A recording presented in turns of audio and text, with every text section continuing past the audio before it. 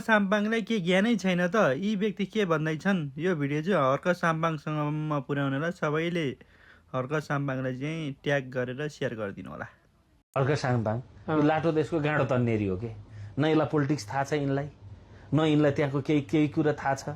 हावामा बोल्ने, हावामा चल्ने श्रम। तपाईँलाई एउटा कुरा भन्दै भने श्रम के हो, विज्ञान के हो, आइटी के हो, एआई के हो, बुझ्नु भने के?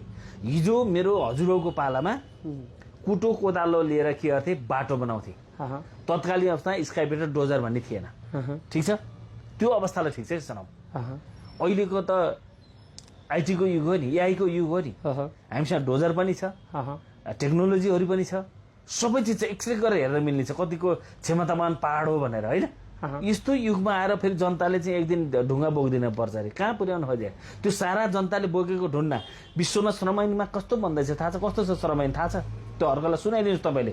विश्वको श्रम ऐन भनेको 10-15 केजी भन्दा बढी मान्छेले उचाल्न पाइन्न, पर्दैन, त्यो श्रम ऐनमा छैन।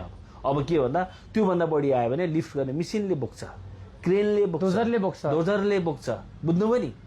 सामान्य मान्छेले त त्यो टेक्निकल फिट गरिदिने मात्रै हो। यस्तो जमानामा मान्छेलाई हुन त अब त्यो के भन्छ, गोदालो लदा, गोदालाई पनि भारी बनाउनु पाउँदैन अहिले पशु अधिकारले।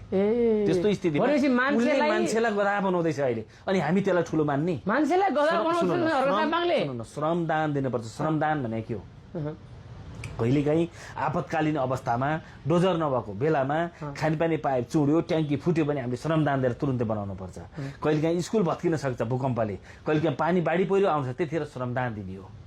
तपाईँले मेरो प्रश्नको जवाफै दिनु भएन कि? उनलाई पास्टर भन्छन् नि, 8-9वटा चर्च बनाएको देखियो मनोहराको सुकुम्बासी बस्तीमा, त्यो सानो एरियामा। अब यो उहाँको कुरा धार्मिक कुरा, अनि यसलाई मान्छेले इस्यु उठाएका छन् नि। पास्टर होला नि के होला नि, उहाँका कुरा जेसुकै भयो नि, उहाँलाई त्यो राजनीति धार्मिक कुरामा हामी जान्नौँ। हेर्नुहोस्, उहाँको आफ्नो नैसर्गिक अधिकार हो, तर नैसर्गिक अधिकार भन्दैमा धार्मिक नाममा धर्म किन्न बेच्न पाइन्न, होइन? अलिकति त्यो पनि देखिया छ।